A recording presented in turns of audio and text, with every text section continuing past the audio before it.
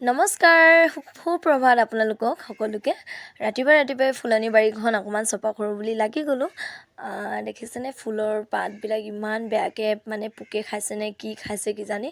আৰু আমাৰ ইয়াত যে মানে এতিয়াতো ছিজন হৈ গৈছে ছিজন ফুলৰ, কিন্তু মই ৰুবলৈ পৰা নাই কাৰণ কেলৈ আমাৰ ইয়াত মাটিৰ কাৰণে বহুত অসুবিধা হয়।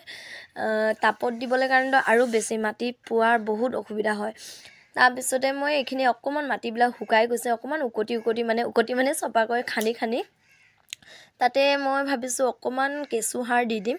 কেঁচুসাৰ কিনি আনিছিলোঁ কেতিয়াবাতে আনা, মানে কেইবাদিনৰ পৰা ভাবি আছোঁ কৰিম যিহেতু গা চাবিলাক মোৰ ইমান ভাল হৈ থকা নাই আৰু ঠাণ্ডা দিনত মানে প্ৰায় মই চাইনাছৰ প্ৰব্লেমত বহুত কষ্ট পাওঁ। এইপিনে ভাবিলোঁ ৰ'দতো বহি থাকোঁ, এইপিনে কামবিলাকো কৰি থাকোঁ বুলি অকণমান পুলিবিলাক ঠিক কৰিছোঁ। পুলিবিলাকৰ গুৰিৰ মাটিবিলাক অকণমান মানে খান্দি তাতে মই ভাবিছোঁ অকণমান কেঁচুসাৰ দি দিম।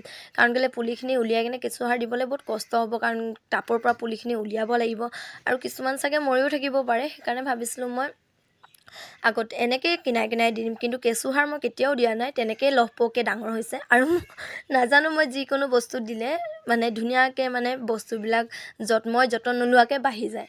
এয়া মই কেঁচুসাৰ পলিথিনত ভৰাই থৈ দিছিলোঁ। পলিথিনত মানে মই পেকেটটো খোলাই নাছিলোঁ, নিজে ফাট খাই গ'ল।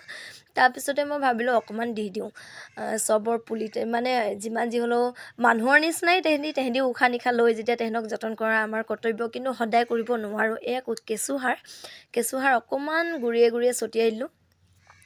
আৰু যতন কৰিব নোৱাৰোঁ কাৰণ কেলৈ ঘৰৰ এইপিনে বাহিৰৰ কাম কৰি থাকিলে মোৰ ভিতৰৰ কামবিলাক থাকি যায়। যিহেতু মই মাইকী মানুহ অকলশৰীয়া ঘৰত, বেটীহঁতেনো কিমান উৎপাত কৰে, ক'তনো তেহেঁতি কাম কৰিব পাৰে ন। সৰু হৈ আছে, তাতে ডাঙৰজনীয়ে যিমান পাৰে সহায় কৰি দিয়ে বাৰু। তাৰপিছতে সেইকাৰণে মানে বাহিৰৰ কামবিলাক মোৰ কৰিবলৈ থাকি যায়, মানে ঘৰৰ ভিতৰৰ কামবিলাক। কাৰণ কেলৈ স্কুল গ'লে সময়মতে খোৱা বোৱা ৰেডি কৰিব লাগে। আৰু এই ফুলৰ টাবটো যে গিলান এটা কাটি মই নিজে বনাইছিলোঁ, যেতিয়া মোৰ মানে বহুত কষ্ট হৈছিলে। তেতিয়া টাব এটাও মই কিনিব নোৱাৰিছিলোঁ, 20 টকা টাব এটাও মই মানে কিনিবলৈ নোৱাৰিছিলোঁ। তেতিয়া মই কি কৰোঁ, ফুলৰ প্ৰতি আগ্ৰহ যে, মই সেইকাৰণে মানে গিলান বটল চটল কাটি মই বনাইছিলোঁ। তাৰপিছত লাহে টাব কেইটিমান আনিলোঁ। আৰু মানুহজনৰ পৰা মানুহজনে এইবিলাক কৰা ভাল নাপায়, কাৰণ কেলৈ মোৰ অপাৰেশ্যন হোৱাৰ বাবে মানে তেওঁ ভয় কৰে যে কোৰ চোৰ মাৰিলে মোৰ পটককৈ কিবা হৈ যাব বুলি। একেবাৰে মোক কাম বন কৰিব নিদিয়ে দেই, লাগিলে যিমানে গালি দিওঁ মুখেদি, মোক কাম কৰিবলৈ তেনেকৈ নিদিয়ে। তথাপিও তেওঁ নাই কাৰণে মই অকণমান লাগি ভাগি লৈছোঁ। কাৰণ কেলৈ ঘৰৰ আগে পিছে ফুল গছ এইবিলাক থাকিলে খুবেই ভাল লাগে, হয় নাই।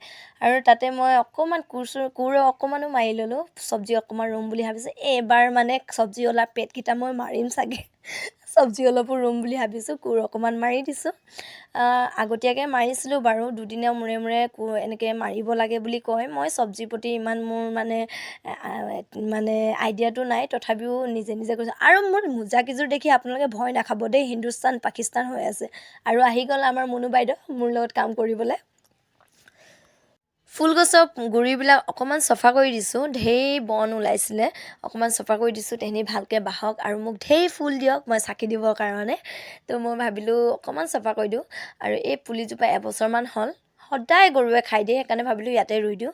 আৰু হাতত দেখিছেনে সেয়া কেৰেলা পুলি নিজে উঠিছিলে, মই তাকো উঘালি আনি ভালকৈ ৰুই দিছোঁ।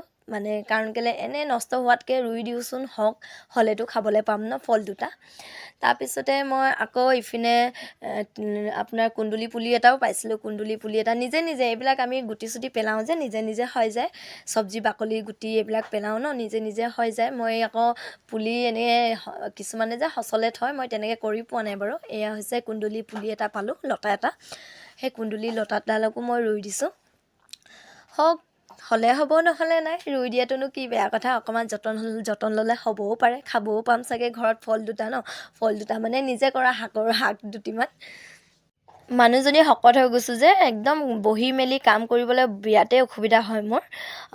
অকণমান কাম কৰিলে ভাগৰি যাওঁ। আৰু যিহেতু মানে ক্ষীণাবলৈ কাৰণেও অকণমান মানে হাৰ্ডৱৰ্ক কৰি দিছোঁ আজি, কোৰ চোৰ মাৰি। এইপিনে ৰঙালাও পুলি এটা দেখিছেনে, ৰঙালাও পুলিটোকো ৰুই দিছোঁ। ৰঙালাও মই যিমান পুলি ৰুইছোঁ এদিনো ৰঙালাও নালাগে, কিন্তু আগখিনি খাবলৈ পাওঁ। এতিয়া ছিজন হয় নে নহয় মই নাজানো, নিজে ওলাই আছে পুলিকেইটা, সেইকাৰণে যতন লৈ ৰুই দিলে মানে হ'বও পাৰে, কি ঠিকনা।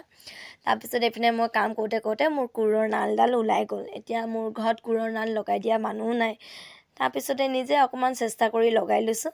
তো ভিডিঅ'টো ইমানতে শেষ কৰিছোঁ। বহুতখিনি কথা পাতিলোঁ আৰু মোৰ ঘৰৰ আপোনালোকৰ লগত কথা পাতোঁতে ঘৰৰ কামো হৈ গ'ল, দেখিছেনে?